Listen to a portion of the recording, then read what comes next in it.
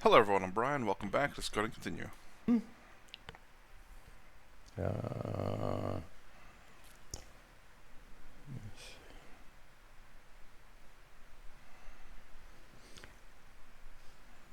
mm,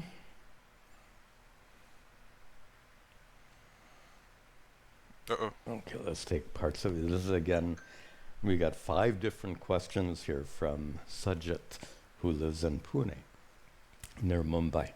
And again, better to be brief. Prarabdha karma is Sajit is asking about. And Sajit, Prarabdha karma, technically speaking, are those karmas because of which this birth has taken place. Hmm. So, and those prarabdha karmas are finite in quantity, which is why we live a finite life. And when those karmas are exhausted, we die a natural death. So when prarabdha karma is over, a species dies, a person dies. I'm not sure why he used the word species. And if that's the case, when someone is enlightened, why is he not freed from the fructification of prarabdha karma? It needs to be explained a little bit. Real quick. I had something to say, but I didn't want to pause it. So interesting. He said that. He said that once that particular karma is done, the body dies a natural death. So obviously, getting hit by a car is not a natural death, but I'm wondering if that's included in it. Is it just natural death? So if you die before you expend all your karma, what happens? So let's hopefully you'll answer that. But again, a question that popped up in my mind is that you said natural death. So what about unnatural deaths? Being accidental deaths, intentional killing. These kind of things. Like what happens there then? So we say again and again that one who is enlightened is not subject to rebirth, you understand that, but also breaks the so-called bonds of karma even in this life. And these kinds of expressions are used in the scriptures, but then we come to this technical discussion about an enlightened person was born with prarabdha karmas. When prarabdha karmas are exhausted, you die. When a person gets enlightened, are those prarabdha karmas exhausted? No. And there's actually a huge problem with that. Most of you can figure out, Yeah, you'll and that die. is if enlightenment involves the destruction or removal of your prarabdha karma, then as soon as you get enlightened, gone. I'm assuming the reason why it's not it doesn't vanish, the karma itself, the particular karma, it doesn't vanish. I don't know how to pronounce it right. Prada the karma. It's because even enlightened beings, uh, I would say they have karma and still generate karma, but they are unaffected by it because they understand that karma is part of the Maya, the falsehood. So the reason why we fall for karma and all of this because we are stuck in the Maya. We believe the Maya to be true, and that's the reason why karma affects us is because of we're not enlightened. We're enlightened being may generate karma, but it's unaffected by it. I believe. Khatam ho gaya. Don't believe me, but from my understanding, I could be wrong again. Which, and I have this really silly image in my mind of some great guru with a whole group of students here, and one by one they start falling over. Of course, if that's the case, then how is a guru teaching, right? So anyway, we're just playing with this. Obviously, it's a misnomer. Prarabdha karmas continue. What does it mean that an enlightened person is free from karma? That's really the issue here. Enlightened person is free from karma, including prarabdha karmas. It's just not affected by them. It's If the still there. prarabdha karmas are present and will keep the body living for a while longer after enlightenment, then how can you say the enlightened person is free from karma? Well, ask an enlightened person, and what they will tell you is prarabdha karma affects the body, prarabdha karma doesn't affect me. It's that simple. The enlightened person is one who knows himself or herself as pure consciousness. Pure consciousness is not affected by karma. Okay, why don't we take a couple of questions here in our hall. Who has a question? Raise your hand and get the microphone. Hopefully the microphone will work better. We'll see. That's not working. Well, at all. Okay, I think I'll repeat your question for the sake of the online students. Little complicated question, but I'll try to formulate. So, the Srimad Bhagavatam says that at least the version I read, that the aim of the work, aim of the karma cannot be the kind of rejection of the work. So, Projection of the work means what? I mean that Bhagavatam, as I understood it, kind of rejects the moksha and says that the higher goal is the selfless service to the Lord, to God. So, and also scriptures describe like 5 types of moksha, right? And 4 of them is not Okay. is not sayujya mukti. Like they are more oriented on the kind of personal relationship with Correct. God. Mm-hmm. And also, if And you your question is? Yeah, my question is, why is this like such a big difference in the types of the approaches? For example, Bhakti passes take the more like personal relationship. Okay. So that's a nice question. And just to summarize the question, studying in the Bhagavata Purana, you'll find many teachings of a dualistic nature which emphasize not spiritual wisdom, as we do here in Advaita Vedanta, but they worship developing a personal relationship with Ishvara, and in this case with Lord Vishnu, in any of Vishnu's forms. So bhakti yoga so far, right? And that is taught throughout the Bhagavata Purana. And then the question is why is this, correct me if I'm wrong, why is this teaching so different from Advaita Vedanta? Is that the essence of your question? Okay. And this is one of the unique features of the Hindu tradition, and that is, I should say, Hindu traditions. What we call Hinduism, or what we can call Sanatana Dharma, or even better, call it Vaidika Dharma, is the most accurate expression. The Dharma, meaning religion, which is Vaidika, based on the Vedas. This is the most accurate term for it. And what we call, today we call it Hinduism. By the way, there are some people who get upset about the word Hinduism because it's not a Sanskrit word. Well, it's kind of loosely derived. Some of you anyway, will know the story that when the invaders came through the Khyber Pass, they had to cross the river Sindhu in order to come into South Asia. And so the people on the other side of the river, and I'm told that they couldn't pronounce the letter S. I don't know if that's true or not. So Sindhu came out Hindu. That's what is commonly said. But my point here is that some people have become allergic to the word Hindu because it's not the traditional name.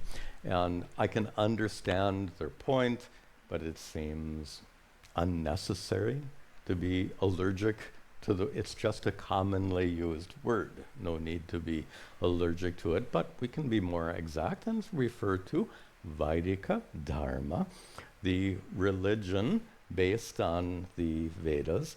What is unique about Vaidika Dharma is how different its approach is to every aspect of spiritual life. Most religions have one basic set of beliefs, one group of basic practices, and one understanding of the goal of life. That's Christianity, Judaism, Islam, all fall into that category. And whenever I remember growing up, I did believe in it. It was brought into my country. It's the dominating religion, and I just so happened to believe it because my mom's side believed in it. I, and I forget when I started questioning my beliefs. It started relatively early on, but it's like my belief, and as it gets lower, it's less belief. So early on, drop, and it just stayed steady for a little bit. But anyways, as I question it, and as I get older, I've always wondered why it was so stringent, so strict, so restrictive. It's like there's just no other way to do it. You have to do it this way or you're wrong, and I've always found that an issue. And again, when I started reacting to this video, it's just something that I noticed that I like because obviously people are a bit different. Obviously, we should be striving to be better, but how we approach that, so long as we're not harming other people, should be okay. Should be an okay path. That's the reason why I like Hinduism. And I don't know what he means or who's these people that don't like the word Hinduism. My thought on this one was, cops in the United States were called pigs at one point. I don't know why or how, and it was a negative term. It was a negative term for them. And what cops end up doing is turning that word around to mean uh, protect integrity and goodness or something like that. And I think in some of the cops they attach that. So it says its initials are it's pig, but it says what protect integrity and I don't know what the acronym is, but they changed it to just mean that. That way, it's just not confusing, and it doesn't have to be a negative connotation, especially if you change it to mean something positive. Then you can't insult someone if they're saying, "Oh yeah, exactly," exactly, you know. And to me, those approaches are one size fits all. Obviously, No. didn't fit me because when I was quite young, I came out of that. It didn't work for me. I won't say one size fits all. I would say one size, and that's it. If you can't fit that, then you do not fit. So one size fits all. I think it's the wrong analogy. I mean, although it clearly said it didn't fit him, but yeah, I don't think one size fits all is the right one. I think it's just literally just one size. If you don't fit it, then that's gonna be trouble. And what is unique about the teachings based on the Vedas is they're many and varied and different. They're made to address different groups of people. So the Vedas acknowledge the fact that everyone is not the same. And the Vedas then give different teachings for different groups of people. The most obvious example of that is how the main portion of the Veda is called Karma Kanda. This section of the Vedas dealing with karma. Karma here means rituals. So you have most of the Vedas dealing with rituals, and then you have something called Upasana Kanda, dealing with meditations, and something called Jnana Kanda, dealing with spiritual wisdom. It's interesting and significant that Karma Kanda is big, Upasana Kanda and Jnana Kanda are very small, because that reflects the nature of people. Most people want to do karma to get results. And that would include then Vedic rituals, which were done to get certain results. And that is the larger number of people. So therefore, the larger portion of the Vedas is dedicated for the sake of those people. Fewer people are attracted to meditation. Fewer people are attracted to spiritual wisdom. Therefore, those sections of the Vedas are smaller, because it represents the smaller numbers of people who are drawn to those sections. I wonder, the first part you said, the larger section, seems like it's a combination of karma and bhakti yoga, because again, you do rituals generally. I guess it is technically action, because action, you have to pray, which is an action to worship. But I'm just wondering if that karma, because of mostly rituals, I guess, or just has rituals in it, falls with bhakti yoga as well. So karma, bhakti yoga, in that one big section. So this, I find, is absolutely unique if you compare the Vedic tradition to other religions. That's now you can see why I use that expression, one size fits all.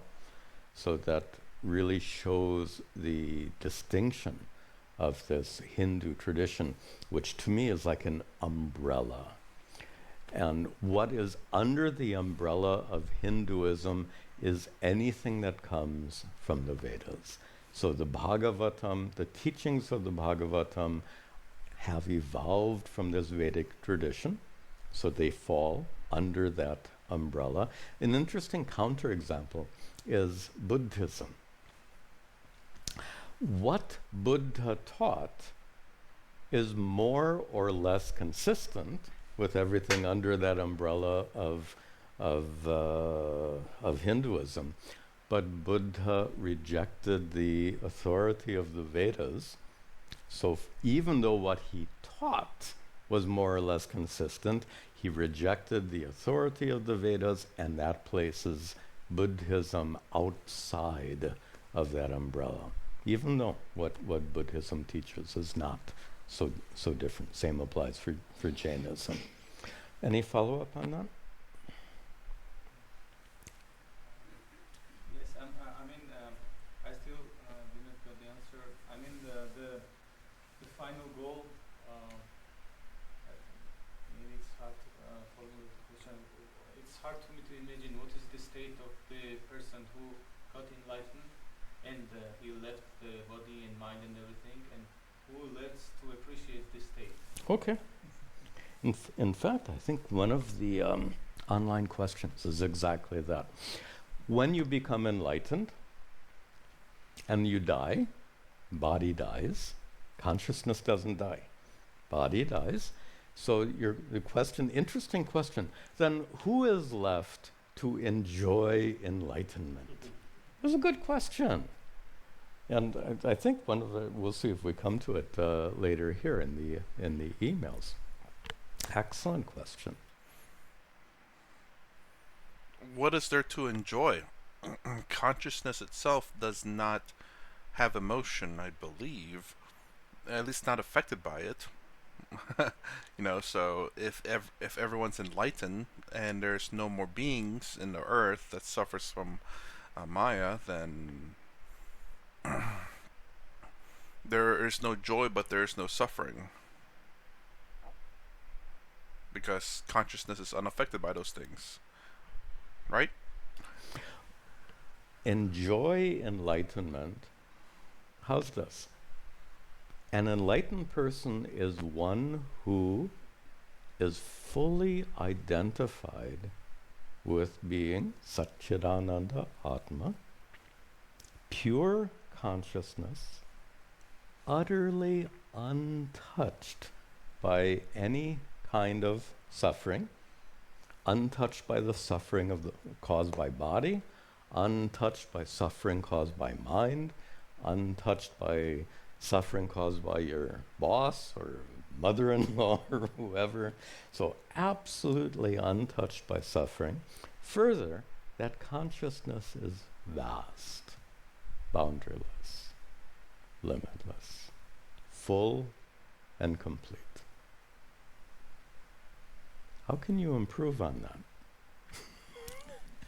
Now, that consciousness is present right now while you have a body. But if you're not enlightened, you will identify with the body and mind and then become subject to all this suffering. But an enlightened person is not identified with body and mind. An enlightened person knows himself or herself to be that pure, vast, untainted consciousness. That's true while the body lives, and that's equally true after the body falls. Now, a little technical distinction here, and that is when we use the word experience. What will you experience after you die? And the answer, whether you're enlightened or not, Nothing? if you don't have a body and mind, you experience nothing. Without a mind, you can experience nothing.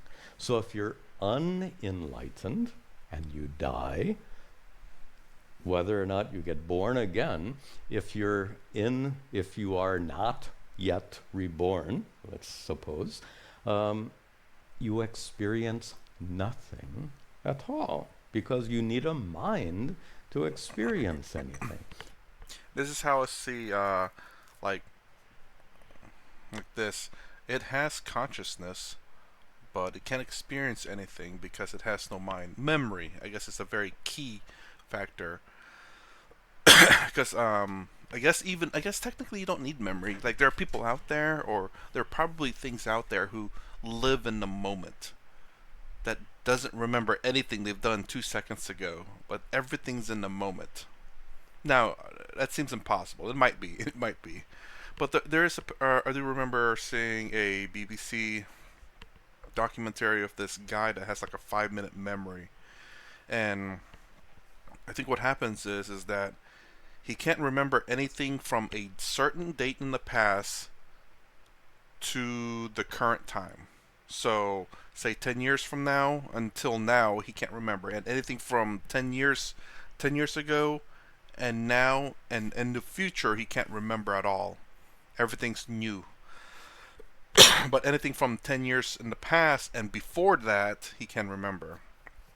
So I guess you don't necessarily need memory to experience things. You need inputs. So like for us to experience touch, we need skin or the touch receptors or whatever it is. In order for us to see, we need eyes, taste, tongue, etc. Smell, nose, hear, ears. So in order for us to experience things, we need something that can receive signals and something that can interpret those signals. So again, our 5 inputs in our mind. And the same is equally true for the enlightened person. So,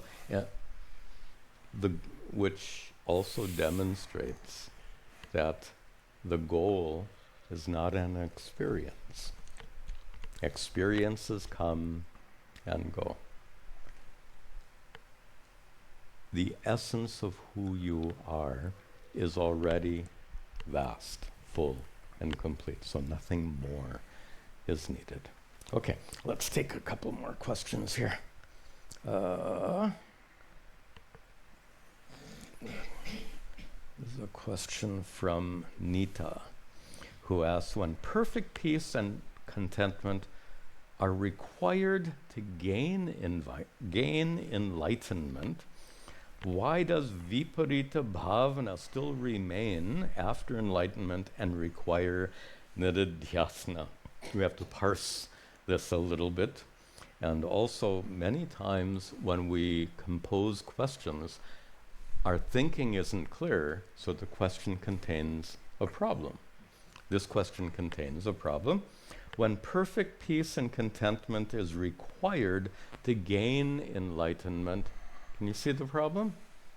Cart and horse are flipped around. So enlightenment results in perfect peace and contentment. Then, that being so, why does viparita bhavana? Viparita bhavana is, in fact, in our Vedanta class, we talked about deha vasana as an example. Lingering identification with the body and mind. Viparita bhavana is a technical expression, but what it means is lingering identification with the body and mind. Here's what she is asking: why is nididhyasana needed for after enlightenment? First of all, whether it's needed or not depends on the person. If they have no lingering identification with the body and mind, then nothing else is needed. You get enlightened, you're done. But that's usually not the way it works, because our minds are so habitual, so highly conditioned. And just to make it very, very straightforward, imagine that you have, well, you don't have to imagine, you have lived fully identified with the physical body and mind for how long? Decades and decades. And for some of us, more decades. Tell me, that identification would grow extremely strong over that period of time. In fact, modern neuroscience really demonstrates this, that anything that's repeated in your mind gets burned into the brain. This is modern neuroscience. Your thinking affects your brain. Obviously, your brain affects your thinking. But the fact is that we create, in Sanskrit, we call samskara. We create these samskaras, these mental grooves, mental impressions, simply put, habitual thinking. So I'm wondering if he's talking about, there's an experiment that I remember seeing where they had the people lay out their arm, and there's a sheet over their arm, or a big sheet. Trying to think how they did this. Anyways, there's something covering their arm, and there's a guy on the other side, stroking the arm, doing like that, and on the other side of the arm that's not covered is another fake arm that's laid almost exactly like this. So there's a sheet that covers all of this and a fake arm there. And, the person can see the fake arm and knows it's the fake arm, and they have the real arm here, but they can't see it because of the sheet. And then the person would do this to the real arm, and then do that same thing to the fake arm. And they keep doing that a few times, and the person would observe the fake arm. And then all of a sudden, they would just do this, but not this. They would just do this on the fake arm, and the person would feel it. Excuse me, sorry. But yeah, they would stroke the fake arm, and all of a sudden their mind is like, you're stroking my arm. And I guess it goes kind of along those same lines of the phantom limb effect, where people who, like, if I'm missing this arm and I just recently lost it, I would feel like I still have the arm there. But you can kind of, I guess, associate that with, again, with how the mind and the brain identifies the body, because it's familiar with all these parts. If any of it goes missing, it hasn't quite removed in the brain yet. So the brain still thinks there's this finger here even though it's gone, or the arm is here because even though it's gone, because that mapping of the arm is still in the brain. You haven't exercised that piece out of your brain yet to realize you don't have an arm anymore. So now that I think about it that way, it doesn't seem so fantastic anymore, except for the touching part, which was interesting how the mind associated the fake arm to be the real arm, and not realize that whenever they're scratching the fake arm, that it's not scratching their actual arm, but they feel the fake arm whenever it's being scratched. It's really that's interesting. The moment you get enlightened, well, all those mental grooves burnt into the synapses of your physical brain, will they all suddenly change? Yeah, it won't. Is that reasonable? So again, this habitual identification with the body is programmed in your brain, not just your mind. So after enlightenment, it's unreasonable to expect a physiological change of your brain to take place instantaneously. Therefore, the practice of nididhyasana is prescribed to speed up that process of your brain catching up with your mind, so to speak, which is to say, you have discovered your true nature as utterly independent of your body and mind, but these habitual identifications remain. That habitual identification is what's removed through the process of nididhyasana. This is let's see. Okay, I'm gonna pause it right there. Okay, so yeah, so it seems like he's talking about like the phantom limb effect, or the one I was talking about. I don't know what they called it. I just remember I want that done to me, honestly, just to see if I would fall for it. I hope not, but I want to test my brain out. But yeah, where they again, I don't know, I forget. You can look it up on YouTube, I believe. I don't know what it's called, but yeah, where they touch the real limb and the fake limb at the same time for I don't know, however many minutes, because it has to associate the fake arm with the real arm. So you scratch 1, 2, 3, and you stop. Then 1, 2, and stop, or maybe do that 5 times, and stop. You just do it enough to where the brain starts associating the fake arm as its real arm. But again, the arm is covered from up here on down, and the fake arm is coming from somewhere over here on down, or it's actually just laying on the table. So they're stretched out, so that the arm doesn't have to. You can just hang there. But there's no. I guess because the cover's there, it seems like there's no disconnect between the fake arm and your real arm. So yeah, hey, if you have family and you want to try that, let me know, because I am curious. And I'm actually going to look that up on YouTube now, actually, and see if there's someone that can explain that a bit. I understand that there's this association, but it's crazy to think that your mind starts to feel that scraping. But then again, it's been ingrained in your brain. When you feel that repeatedly done, you can you can know what that feels like. So I can kind of understand why, but for your brain to all of a sudden just do it, it's really, really kind of crazy. Anyways, that's my reaction to at least part 2 of Satsang. If you like my content, please consider subscribing, thumbs up, the sound down below. Thanks for watching. I'll see you in the next vid.